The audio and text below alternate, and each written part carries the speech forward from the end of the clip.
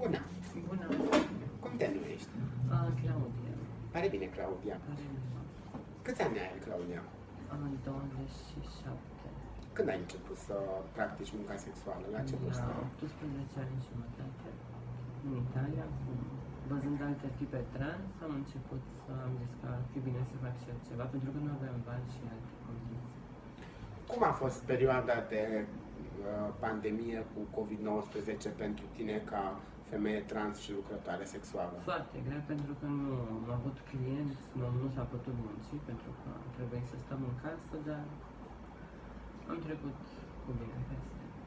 Ai încercat să accesezi ajutoare de la instituțiile publice? Sigur că da, am apelat la Asociația pentru Noi, la Sexual Call de altfel și la Asociația Accept. Și ai fost în pericol de a-ți pierde apartamentul, chiria? Mi-am pierdut locuința, da.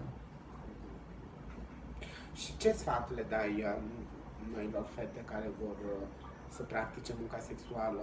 Să aibă grijă de ele, să facă totul protejat și să se gândească la ceva pe viitor acum cât sunt tineri.